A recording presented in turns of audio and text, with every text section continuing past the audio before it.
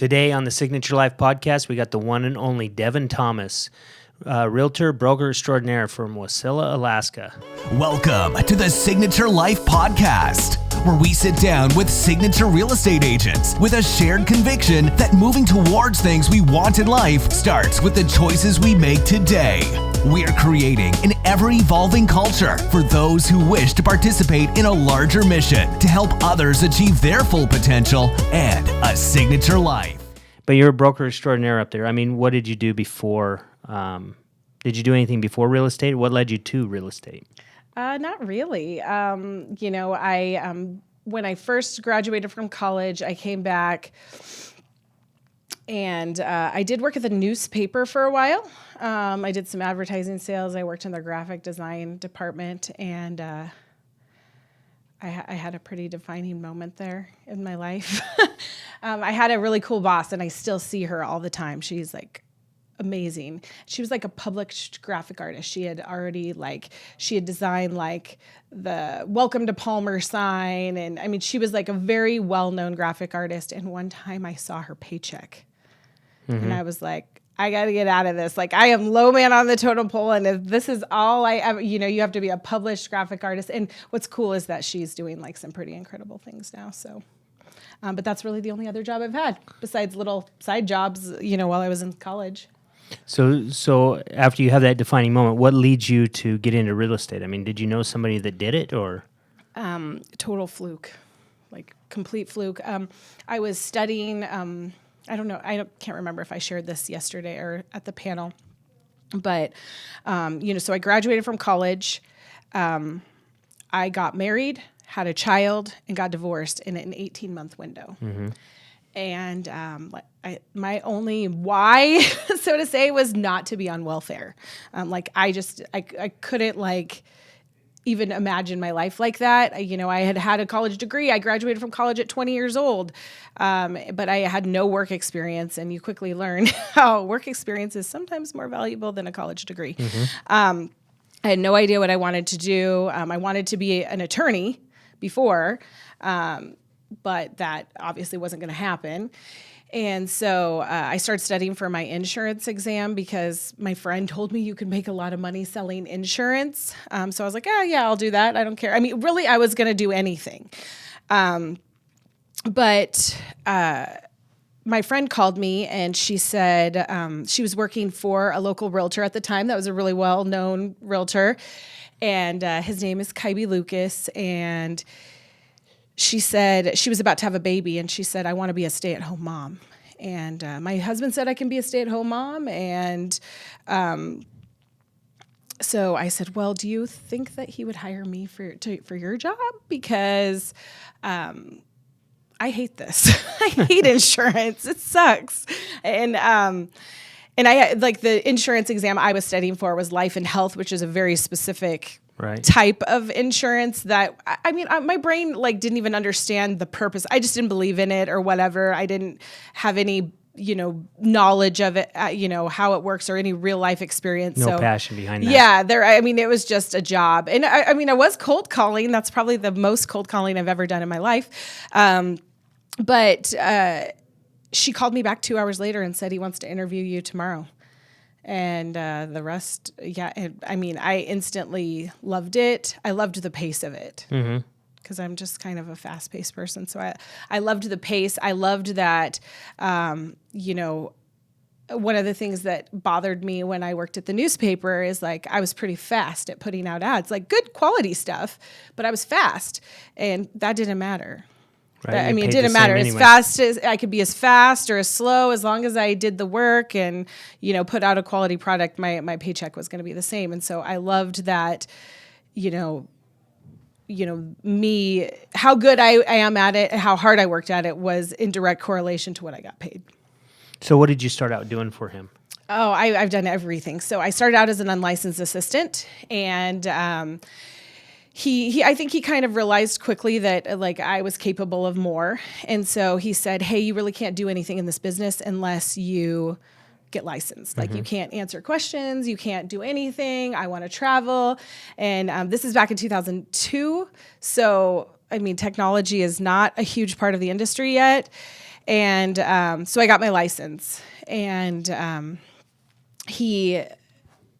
got my license, and the concept of teams was just kind of making its way into the market, especially into our market. It might have been a big thing other places, but it was not a big thing in Alaska. And he was getting coached by somebody that had already started a team, and they're like, if you want to take it to the next level, you got to get a buyer's agent. So he had this plan. I was going to be a licensed transaction coordinator, and we were going to find a buyer's agent, and we were all going to make more money. So he found a guy that he was interested in becoming a buyer's agent. He was already licensed. It's a guy I know, and it's a guy that I do a lot of business right now. He's like a very prominent mortgage broker, actually. So they went through this big, long process of figuring out how it's going to work, when it's going to work, whatever. And like kind of at the 11th hour, the guy said, I just want to stay on my own. I want to keep doing this on my own. And Kaibi was pretty upset about it. And he was like, I could make him all this money. Like we could be really successful. And I just looked at him and I said, why can't I do that? And he was like, I literally have an infant at the time. And I'm driving my grandparents' minivan and living at my parents' house. And he was like, I'll give you a shot. He's like, like 6 months, if this doesn't work, you need to go back to being a transaction coordinator. We'll go back to, the original plan. And that was it. That was it. Yeah. Him and I worked together for like 4.5 years. And then I went on my own. I tried it on my own for a little while. And after I tried it on my own for a little while, that's when I had Lindy, who's my younger daughter, and I thought I wanted to kind of take a step back from real estate and kind of do it like part-time-ish and be the stay-at-home mom, or and that lasted 2 months. And I've just always been very career-driven, so. That just didn't last very long. And so I joined a team. I guess why I said that is because I joined a team because I thought that would be the most conducive to kind of part-timing it, Okay, that makes sense. I didn't want to hang signs. I just kind of wanted to work with a few clients, make a little money, and be a mom. And I realized that was not going to make me happy, that I have this like high desire to achieve a lot and still be a mom. So, I don't think I'm any less of a mom because of it. Sometimes I'm a better mom because of it. Sometimes not, but sometimes a better mom because of it, because, it forces me to be pretty structured. Structure is important. It also creates a good example for your kids. Yeah. They see you can go out and you can do. Yeah, you can be successful and have a personal life too. Yep. I was divorced a second time. So that was a pretty big blow. And it's unfortunate to see your kids go through all of that. But at the same time, like, it really never phased my business. It really didn't. You see people are like, oh, yeah, that's my production went down 50%. That's the year I got divorced or whatever. And it just didn't, because I was always pretty committed to my business. It was hard not to be committed to it. And so I think it's good that they see that no matter, shit happens in life, and, you can make it through it. Right. It's also neat to hear that you basically started from the beginning to learn real estate and work your way up. And I think so many people nowadays come in and they get their license, they want to create a team, they want to be all this, and they haven't almost paid their dues. They haven't learned, right? Yeah. What kind of advice would you give a new agent coming in? That's a concern I have about the way the team model goes now. It seems like, they're like, you're hired for this one particular description. And, I do transactions with team members that don't fully understand, like, the entire transaction. And I think I think it's good to see, like, from, how, checks get cut, or how communication, how the phone bill gets paid, to how the toilet gets cleaned, to, how it's just as important as how to sit, with a seller and tell them their house is worth $100,000 less than they think that it is. To know all aspects. So you came in, you worked kind of on a team there, then you went back out on your own, right? No, I actually stayed working on that team for almost 11 years. 11 years. Okay. Yeah. So is that what led you into management then, or? Kind of. I like how I got into management was kind of thrown into it a little bit again. I always have had a desire to teach. Teaching's really a passion of mine, and so I voiced that. And we had when my old boss, she opened a Century 21 office, and we had a broker coming over that wanted to just be the broker. Didn't really want to teach, coach, mentor, Just or kind whatever. of a paper broker. Yeah, a broker. She wanted to, kind of do her own business, solve problems. That was really her. She had a real estate school herself that was outside the company, but sales meetings and things like that. That wasn't really her thing. So I got the opportunity to, do that. And it was pretty cool to be able to do that. But then one day the broker comes in and says, "I'm done." I'm put with a decision of do we put this out, to hire a broker, or are you ready? And I'm like, I'm ready. And, then you quickly realize you're not, but On the job training. Yeah. There's a guy, that is kind of a real estate celebrity in Alaska by the name of Mark Courting, and he passed away, and he was the owner of Remax, and he was an incredible man. I mean, even after I worked at Remax for 12 years, and even after I left Remax, he'd still call me on my birthday and sing me happy birthday. And my birthday is on New Year's, so that's kind of a hard one to remember. He never forgot. But he ran into me 2 days after they announced that I was the broker, and he said, "Well, Devon, weren't you kind of running the show over there anyway?" And I was like, well, I thought I was until I actually was. And then I realized that I wasn't doing anything. And so, School of Hard Knocks, really. So yeah, all of a sudden now you have to take care of the issues and the problems and the first day, complaints. They're big issue over, non-disclosure. And it's okay, what do you do? How does this work? And luckily I had some really good people in my life that they stepped in and they're like, this is what you do or whatever. And I feel like I'm a quick study too. So you've been doing management, about 7 years now? 7, 8 years? So it is, 2020? See, about 6 years. 6 years. Yeah. Okay. So what made you decide to open your own brokerage then? I mean, besides it's the natural progression of everything you've done, you've worked towards that, but... What made me decide? In 2017, I think I was the state president of the Alaska Association of Realtors, and that gave me the opportunity to travel around. And I started seeing other models and other things, and I'm like, man, everything in Alaska is the same. It's one of those places where you pay very little, you just hang your license, you don't get anything, they don't bother you, they don't help you, they don't bother you, you just pay this little fee and you go about your business. Or, the traditional split and cap model. Mm-hmm. And I my eyes got really open to this is not the only way. And so I just started, it was in my head. And, how I don't even know if you know how I got to open a signature office, but I was here in Vegas because my daughters do cheerleading and there's a lot of competitions here.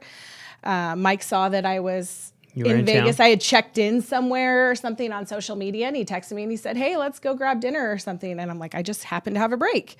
So he started telling me about signature, and I kind of laughed at him and said, I don't believe you. I don't believe that sounds cool. And I knew things like that existed because my eyes had been open. But I'm like, I don't believe you. And don't even think that works. Like, I don't even know how that would work. And he said, he just looked at me and his eyes got all sparkly and he said, do you want to see it? And we got in his car and drove to the Green Valley office. Yeah. And I was immediately like, I want to work here. Maybe I should I can't open an office because to me, like, I still didn't believe like I could actually do it. And I was just like, man, this is cool. Like, you just want to be there. And, and I knew that there was an opening in our market for something like that. Yeah. So it's really cool, the offices and then the culture that's developed by Signature and stuff. And we always, people would ask us, but we couldn't never put a name to it. Like, what is it? And that's kind of where the Signature Life came. It kind of describes it, right. The feeling when you walk in. What does the Signature Life mean to you? How do you present that to your agents and how do you guys live it? So the Signature Life to me means what I'm trying to think of how to say this, what they want it to mean. Like, what does, a successful real estate career doesn't necessarily mean, A plus B plus C. What does it mean for you? We have a great agent at our office right now that she's, been doing this for 10 years. And she said, I just want to sell a couple houses a month and do everything with my grandkids. That's a Signature Life. Yep. Like, because she picked it. And so that's what it means to me, is like being able to create this life that's more than just, ticks on a chalkboard of how many transactions you did, and like really creating a lifestyle that you want to have, whatever that means. And so that's what it means to me. For me, my vision for opening Signature in Alaska is I also saw an opening to where, teams are a big part of our market now. And teams are a huge reason that I even had the opportunity to be successful. What I also saw was that people can never leave teams where we live. They never can. And the reason they can't is because there wasn't an engagement from the brokers that made them feel supported enough to leave. Oh, okay. So I see what you're saying. So if a team was to leave, the brokerage, they would follow that team. Is that what you're saying? Or? No, I'm saying like a team member. Like, so I saw people like rock stars. Like, I mean, my best year ever in real estate, I sold 68 homes on a team. And for me, that still was the right choice for me at the time. But it's not always the right choice for people. But they were, there's a lot of fear surrounding leaving teams when you're ready to evolve to the next step, because you're afraid you won't have that like support and collaboration and engagement from somebody that's really vested in your business. And we just don't see that in our area from our brokers. And so I wanted to create this environment where you feel supported just like you're on a team, but you don't have to be on a team to feel that way. Okay. That makes sense to me. And it's almost the opposite down here. And I don't know if it's because it's a different, larger market or whatever, but it's almost like everyone wants to create a team. Mm-hmm. Everyone thinks they should be on a team, but then when they're on a team, they don't get what they thought they were going to get, and so they're moving everywhere. And don't get me wrong, there's some team leaders in this market that do really, really well. Sure. But I think a lot of the average, and maybe it's that the teams up there have a better plan, or they take it more like a business, maybe because it is a smaller market. Yeah, I would say the team leaders in our area definitely treat it like a business, a business within a business. And I've seen what, team leaders that I've worked for, what it takes to be successful. It is a daily grind. Like, I think some people think that, hey, I want to start a team because I kind of want to exit myself out. And it's like quite the opposite of what actually is required, especially while you're just in the building phases. Both of the team leaders I had were very engaged on a daily basis. I saw them every day. I was accountable to them every day. But like I said, I thrive like that. And I think that we've had a little bit of that where like, hey, this is a good idea. It's a way, like they see it as a way to make more money and sell less real estate themselves. They're doing it for the wrong reason. Right. As opposed to like, hey, how do I make like a bigger impact? Obviously the byproduct of it is they should be making more money, but that's not like the main priority when they start. So Signature and the Signature Life give you a vehicle to implement this vision of being able to give back and support these agents more. In doing that, how does your office coexist with teams in? Is that a conflict, or is Signature Alaska a good place for teams to work? So I'm so glad you brought that up, because that's kind of a myth in our marketplace, is that, Signature is an awesome place. Like, I don't think anybody can deny it anymore. Right. No, nobody can deny it, because the stuff that you're doing up there is amazing. And every time somebody goes from here up there to visit you up there, they come back and just tell me how awesome your office is and how awesome the culture is. So nobody can deny it up there. I know. Well, that's cool. And it's cool to have people stop in that I've never even met, from the Signature family here in Vegas, and be like, because it's a place that people go back and forth from, and stop in. And so that's really, really cool. And it's cool that they feel like welcome, like that they know that they can do that. Mm-hmm. But I believe that Signature is a great place for teams. It's a great place for teams because, our fee structure is set up as such that it doesn't really affect my bottom line whether they're on the team or they're not. Mm-hmm. So if I think somebody is better suited to be on a team, like, I'm going to say that. And so I just placed 2 of our individual agents on a new one of the teams that just joined us, because I really believe that is what's best for them. I think they're going to be great team members. They're great agents. I think that they needed that little extra support and love. And so I think it's a great place. Also, I think a lot of team leaders, if you look at teams, sometimes they don't even know who their broker is. They have no clue. Like, their team leader to them in their head is their broker. And maybe a team leader isn't equipped to be a broker. I mean, if they wanted to be a broker, my guess is they would be a broker. Like, they wanted to be a team leader. And so I take that off of their shoulders. I love being a broker, and that's my legal mind and, in my head or whatever. But I take that burden off of them, and that, if your team member has a dispute with somebody, I'll step in and handle it. You just keep being the rainmaker. I'll handle the disputes. I'll handle the issues. And, also, we welcome all of our teams and team members into any of our training. If they want to meet with me one-on-one, that's totally fine. As long as the team member supports that, I just try to support them in any way I can. So I'm not sure how that could be bad for teams. And I would never discourage somebody to leave a team either. And quite the opposite. Like I said, I just had 2 agents go from being individual agents to on a team, because I know that's what's best for them. I like it. And, you bring up a good point, because typically in other models, when it's a split model, when an agent goes to a team, that changes the cap or that for that team member, which ultimately affects that broker's bottom line. Right. So it's in direct conflict of the broker helping the team build. And in the platform that you've got, Signature, and the way it's laid out, you actually are encouraged or incentivized to do what's best for that agent, because if you can get more transactions for that agent, they can have a better Signature Life. Your bottom line changes. So I think it's a great match. Our team leaders are happy because they're they're getting great people on their teams. I think it's an all around win. So when I opened the Signature office here in Vegas, and anytime you start to get successful, you have all the brokers will tell their story, right? Or all the reasons you shouldn't go over there, because it's almost like I don't know if it's a scare tactic or whatever. And I'll give you an example. Way back when I got my license about 22 years ago, and I love my broker at the time, Mark Handy, and he's actually our broker in the Salt Lake office now. But the thing he would tell me is, and this was before you had electronic forms and stuff, you don't want to go to these other companies because you have to buy your own forms.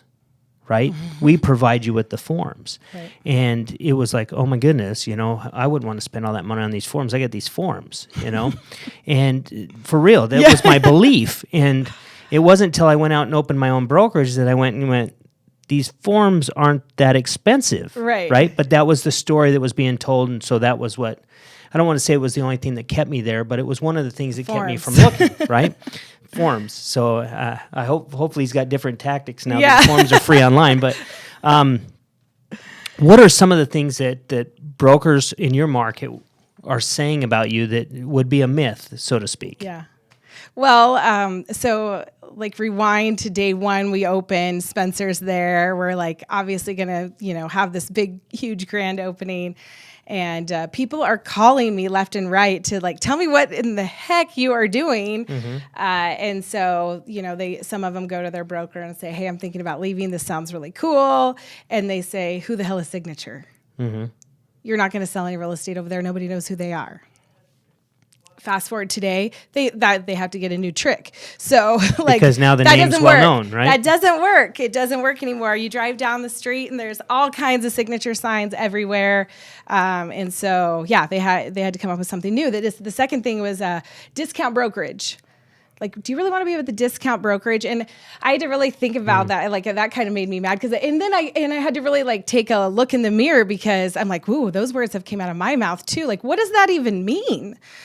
So to me, a discount brokerage would be somebody that maybe does like a limited services type model. That would be a discount brokerage to me. Like, hey, I'll throw your thing on the MLS for flat fee and then you'll never hear from me again or something like that. That's to me a discount brokerage. Well, and you have to they understand. So that it would be a discount. You're doing a discount price and a discount service to the public to sell their house. Right. They're trying to utilize that in the form of your agent's going to get discount service or discount support from their broker, and that's totally not true. Right. Yeah. I mean, discount I think there's a lot of negativity surrounding the word discount. So it was a good tactic.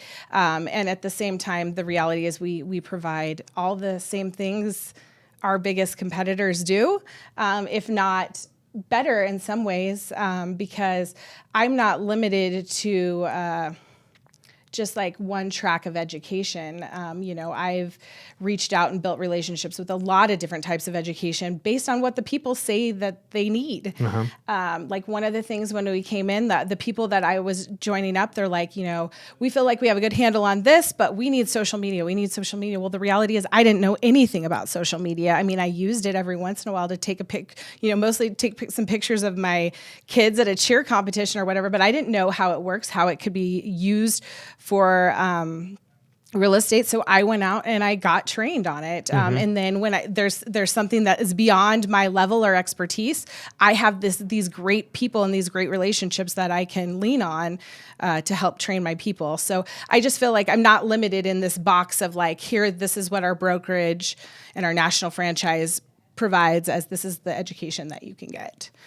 Yeah, that's nice. And so, 100% commission, 100% support, and we are a full service brokerage for the public.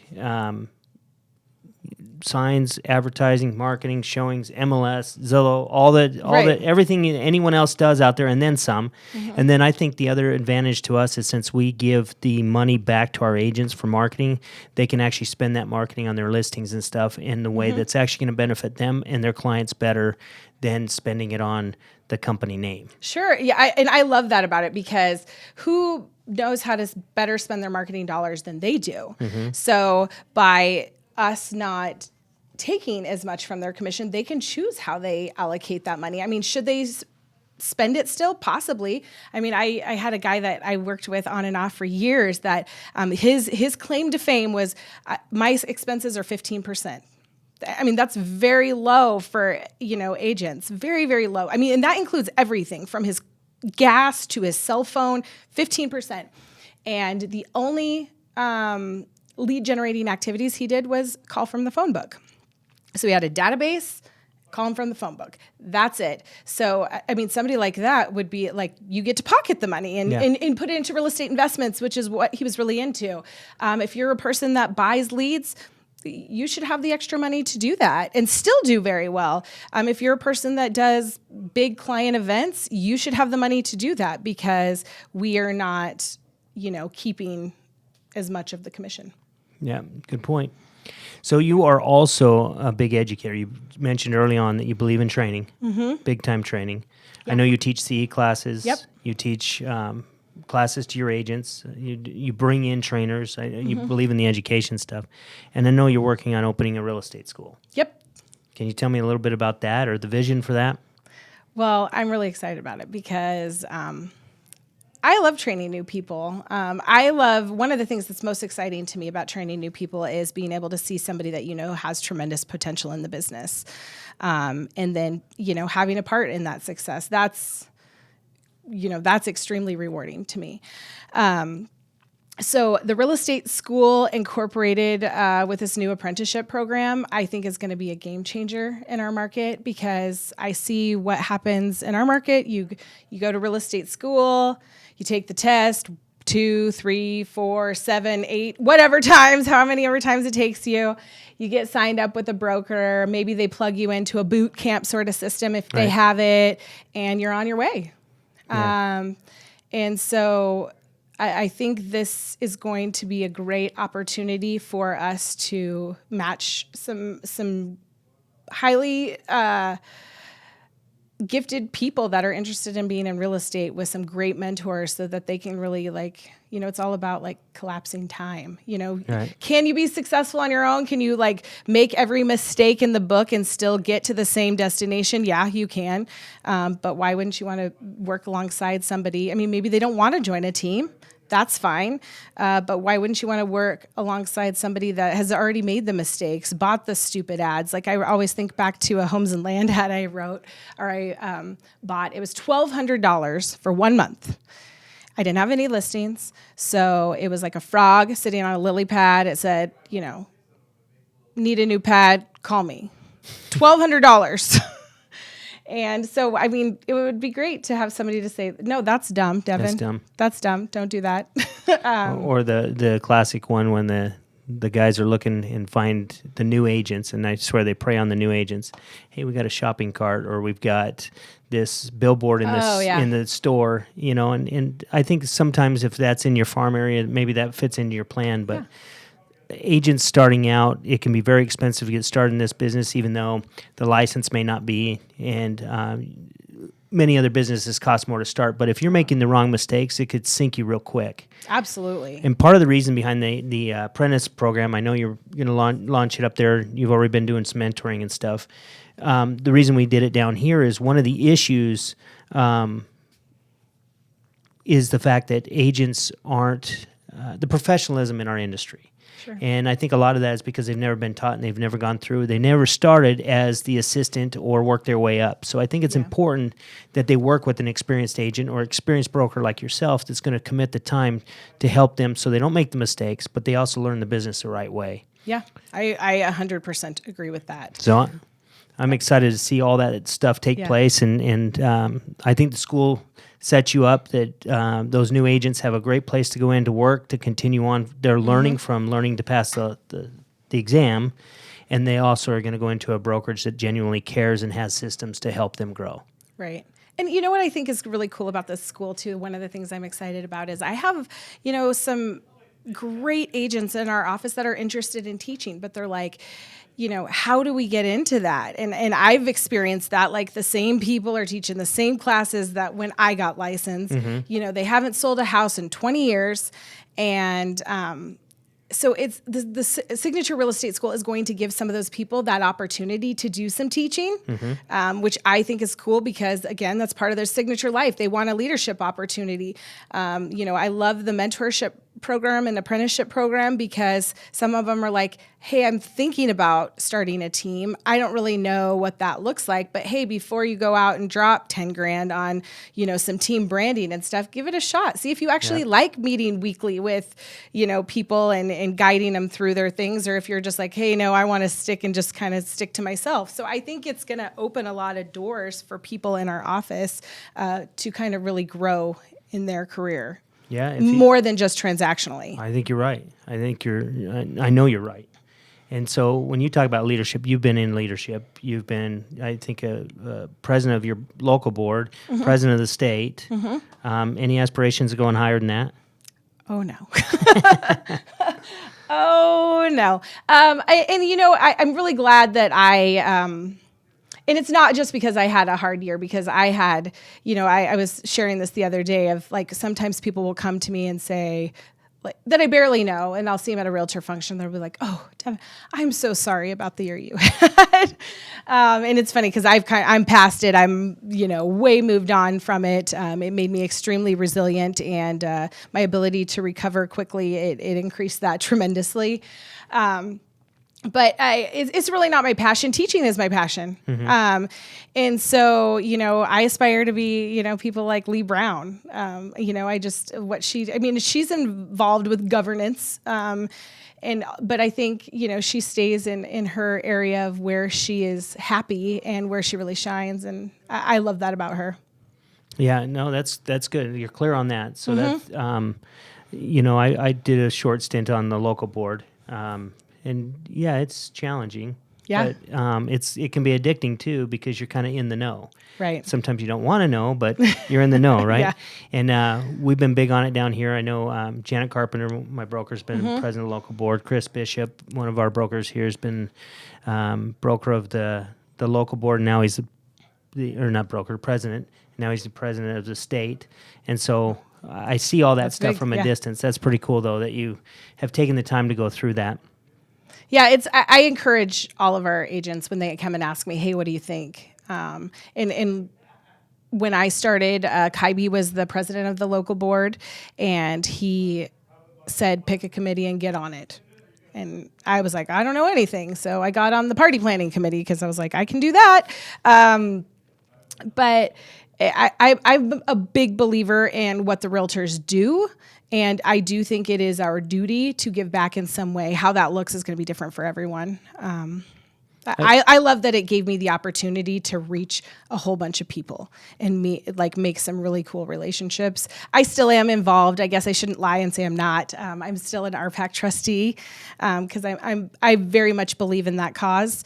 But yeah, I definitely don't see I don't have any aspirations to be like an NAR RVP or president or anything like that. I really love the relationships I've made, but my passion is education. Yeah. So in RPAC, that's the Realtor Political Action Committee, right? Yep. So we deal with that all across the country. Obviously, we have local chapters, all that stuff to raise money for the political. And the power behind the Realtor brand is really about the political, and most people don't realize that. They don't. And actually, it's interesting that this is a Lee Brown thing. She talks about it in a listing presentation, and I'm like, how powerful would it be if we all did that? They support some pretty big issues that we don't even realize are the whole reason we can do our job every single day. There's a guy by the name of Colin Milan out of Oregon, and he was our regional vice president a couple years ago. And his story was one of the most impactful stories I've ever heard. When he was talking about RPAC, he was born in Ireland, and he's like, people don't buy homes in Ireland. Like, you have to have 20% down. They're extremely expensive. And he was the first. So when he called his family to tell them that he's purchasing a home, because of the availability of 5% down loans, we have a lot of rural development loans in our area, so where people can get in a house for $0 down with no mortgage insurance, VA loans, FHA with 3.5% down. It's like the easiest loan in the world to get.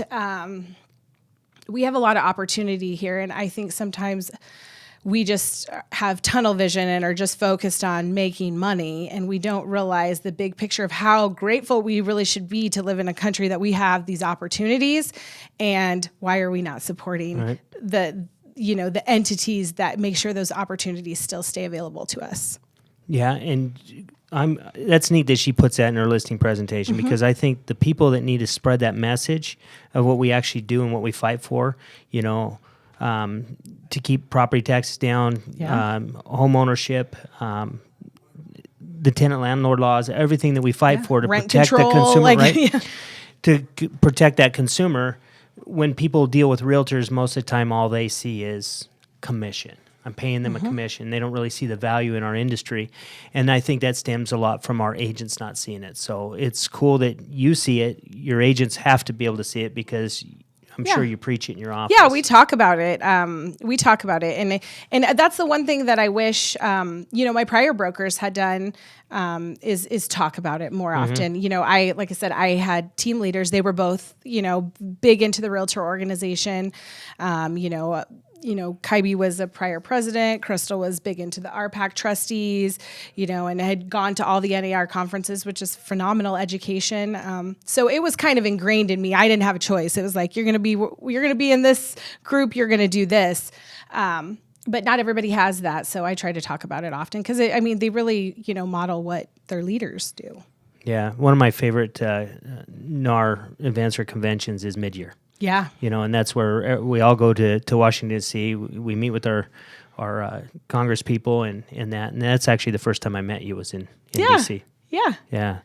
So it is one of my favorites too. And I haven't been in a couple of years. And so I definitely need to get back to it because it's just powerful. It's powerful. It makes great stories to tell. I'm sitting in Dan Sullivan's office, and this is what they love to talk about other issues that just in real estate too. You're kind of at the mercy of what they want to talk about when you get there. And you kind of get to know their sense of humor or lack thereof.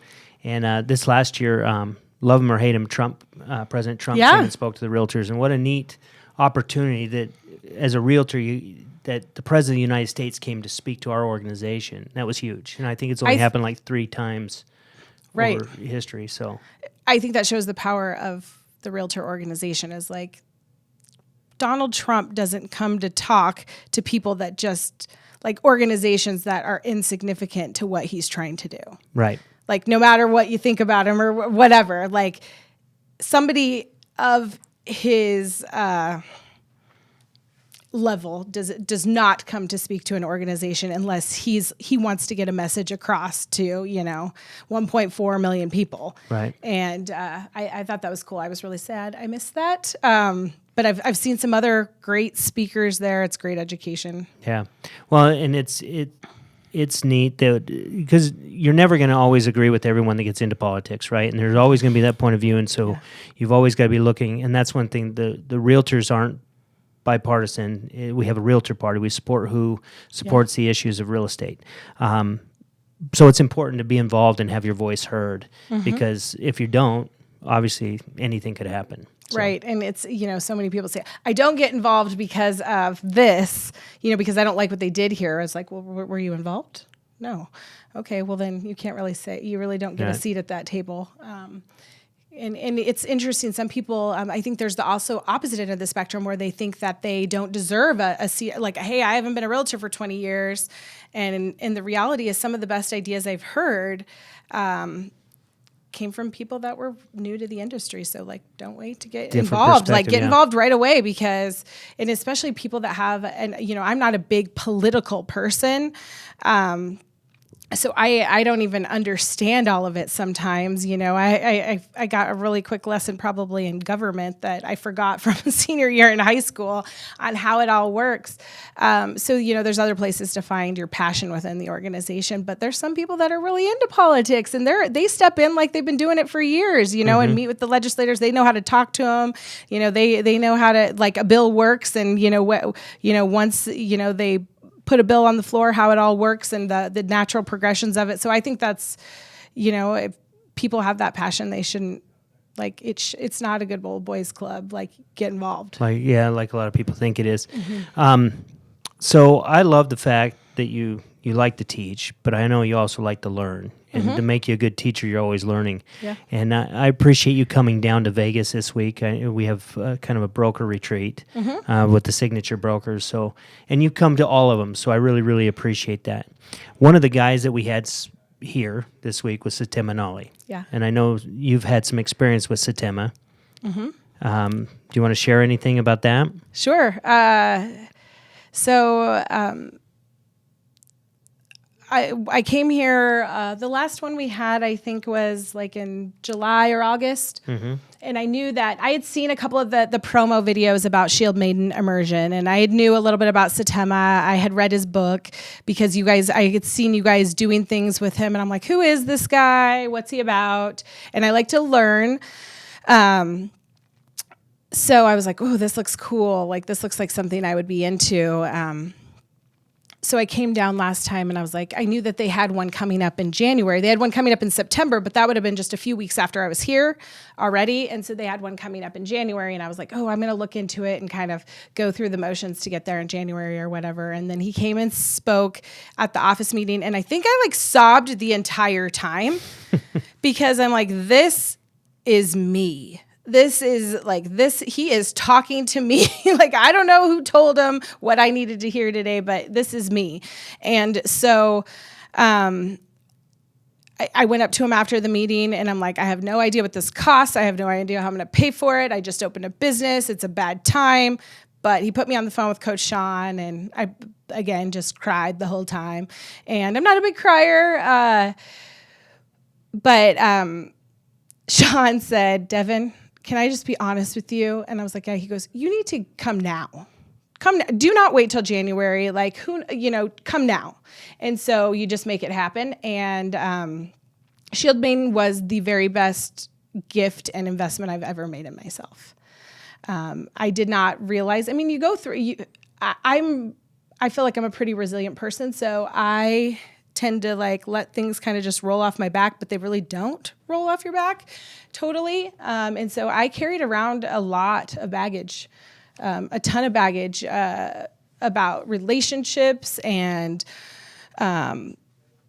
lots of relationship baggage, not just in the sense of romantic relationships, like friendships and, superiors and all kinds of baggage that I was carrying around and some pretty horrible stories that I would tell myself continually on a daily basis that were really hindering anything. I mean, extremely hindering anything that I was doing.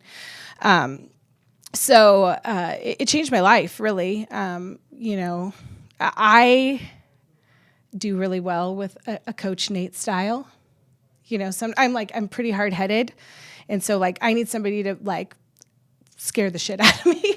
Okay. So that's where we differ because I've always thought you and me are a lot alike, but that is where we differ right there. That's it. When he I wish I could get that on video. Like, he jumped up and down and is screaming at us on the beach. Like, how could you like that? I was like, I better listen up. And so, it was amazing. And it's funny because it wasn't at all what I thought it was going to be. I was actually like kind of training before we went, and I'm glad I did. Like, I was like running. I'm like, I know I'm going to be doing all these physical activities. And all I could think about in my head was how I didn't want to be like the low man on the totem pole in the physicality section. And it was funny because when people ask me, they're like, how was it so hard? And I'm like, the physical aspect of it was actually way less worse, maybe I shouldn't say that, than I thought it was going to be. If I could go back and just repeat the physical side of it, I would be fine. It would take a lot for me to go back and repeat the actual like life and deep work because it was painful. And I know why they do both. I know that you're just, it's kind of like that boot camp mentality where they break you down so they can build you back up. And I needed that in the worst way.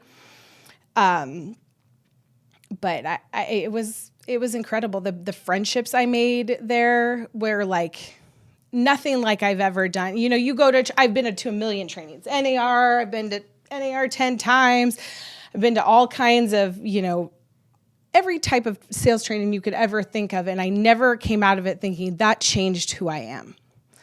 And it's still changing who I am. Because I was sharing this with a lady after Satema presented yesterday.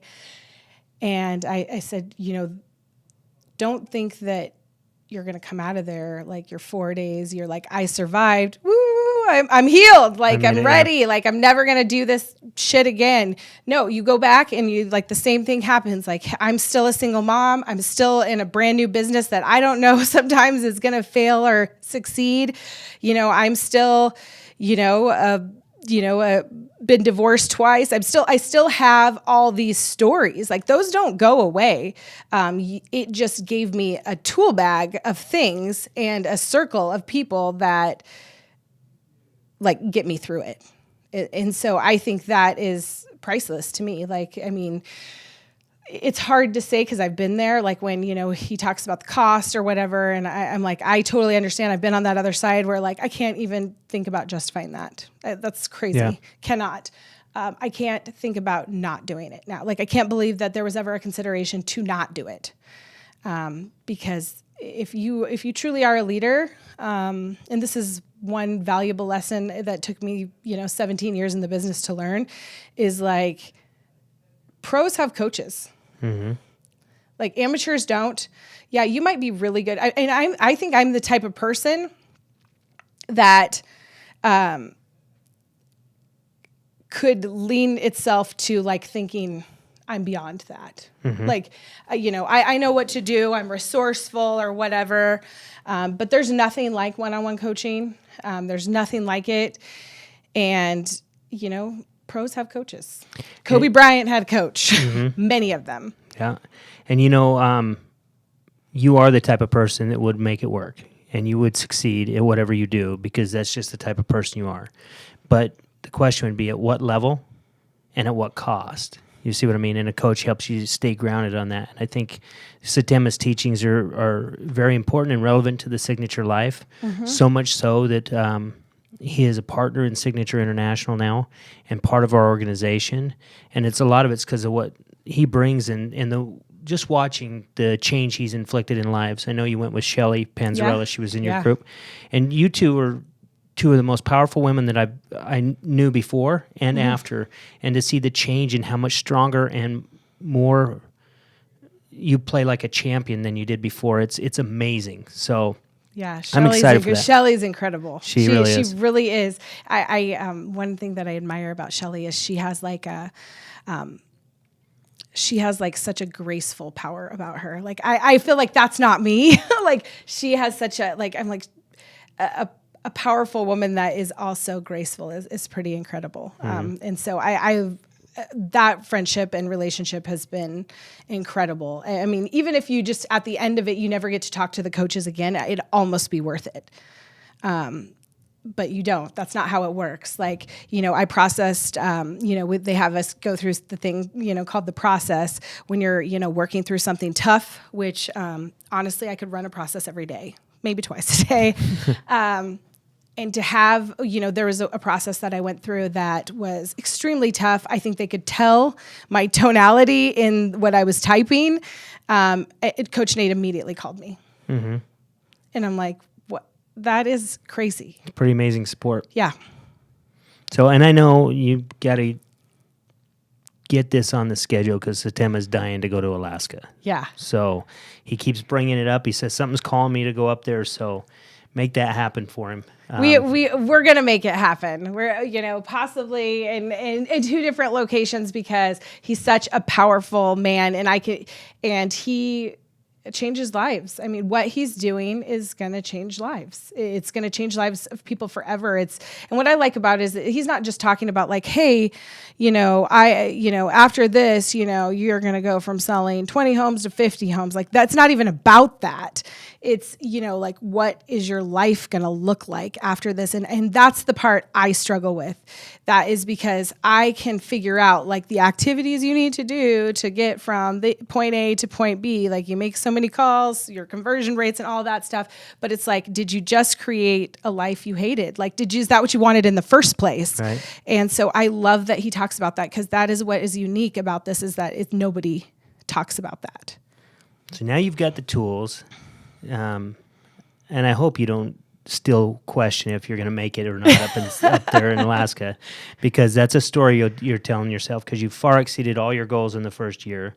And I know you've got some future plans for some expansion. Mm-hmm. Yeah, no, we definitely, I believe in what Signature is doing in Alaska. It has attracted the most incredible team of people.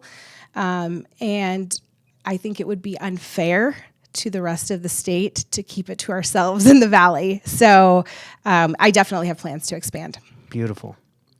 Very cool. And just so you know, Signature might be a vehicle, but it's what you're doing in Alaska. You're using the vehicle, but it's you. You're the leadership that they're following. So just believe that and know that. It doesn't matter what the name is. If you don't have the right people from the leadership to the agents in the organization, it doesn't do anything. So anything you'd want people to know about Signature or your model that you've got up there that maybe misconceptions or anything like that before we go? So we talked about the myths that we've gone through of like who's Signature, nobody knows who they are, discount brokerage, and now one of the new myths is they're more expensive. But one of the things that I learned when I opened Signature, I've learned so much, is that the financial model alone is not Signature. There's other models like this. Sure.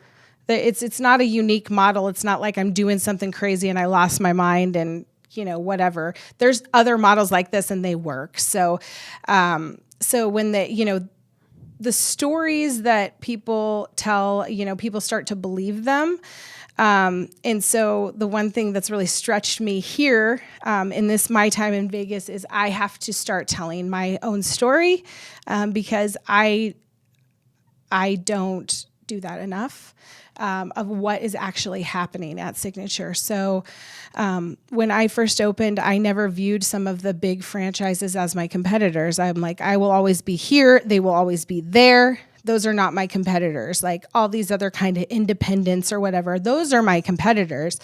And, Satema really taught me to stop playing small.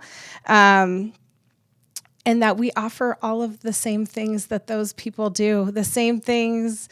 And I mean, maybe, a certain calculation puts it off by $100 here or $100 there, but it doesn't really matter because the value that we are giving to our agents and are going to continue to give to our agents is going to be huge. Like I said with Satema thing, it doesn't even matter what it cost to me. It changed my world. And I'm committed to that, with our agents.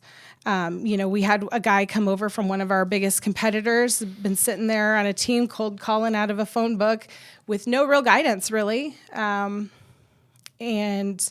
came over. He had been in the business 6 months, not done one transaction. He closed out last year, I think did 10. I think he might have 10 pendings today. I'm not even kidding. That's awesome.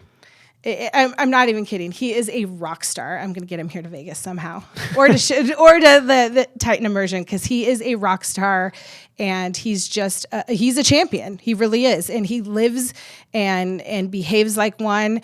And those are the type of people I want to be surrounded with. So people should. I mean, if people are interested in it, come and check it out. I've had people peek in. Sometimes they're like, I don't want anybody to see me here. So I'll give you a tour on a Sunday if you want.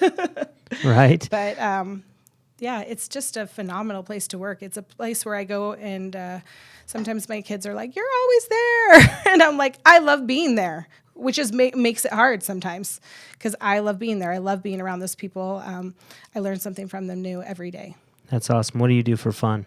What do I do for fun? Well, I love my kids' cheerleading. I love the sport. It's so, I like it because it's, hockey. I know you like hockey. They get 3 periods to do what they're going to do. Uh-huh. These kids get 2.5 minutes. They work their whole season long, and 2.5 minutes is where it's pass or fail. And so I think it's an incredibly inspiring sport, and it's fun, and my girls love it. I love CrossFit. I love traveling. Love spending time with my boyfriend and our kids and just kind of hanging out and doing nothing. But it's funny, you talked about living in Alaska and what keeps you there and stuff, because I hate to be cold, but I love the Alaska summers too. My family lives on a lake. I love to spend time out on the lake. I used to do a lot more water sports, but when you get your arm jerked out of the socket because your dad thinks it's funny to whip the boat around, it hurts a lot more now, so... Well, I'm impressed with all you've done. I'm looking forward to the difference you're going to make in all your agents and your future agents' lives over the next years, and to see what you accomplish up there and all your expansions. So I really appreciate your time and coming down to Vegas. And I know we need a room like this in Alaska. Yeah, I love it. A media room. Yeah, it's nice. Very cool. We put this together and we realized it's not big enough. So yeah, the table's well, a little that's same big. with my office. I don't know if Mike ever told you the first place I took him to that I said, hey, I want to open Signature here? And he said, absolutely not.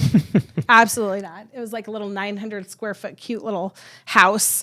It was painted black. It seemed perfect. And he said, absolutely not. You're losing your mind. You need to think bigger. Yeah. So we've already outgrown our space, so we're expanding next door. And one of the things I'm really excited about expanding next door is that we're going to incorporate some more fun things that kind of made the Green Valley office like, whoa. I feel like we have a really inviting space, but we're going to, incorporate some games, possibly some virtual reality stuff. Oh, wow. Into there, just to kind of make it just one of those places that just doesn't feel like work. Well, I got to get up there and visit you. And now that it's starting to warm up, I hope it's starting to warm up there. But I don't know. I think it's been dumping snow since I've been here. Well, let me know when it warms up, and I'll make a trip up there. But anyway, thanks so much. Yes, thanks for having me on here. Very good. It's been awesome.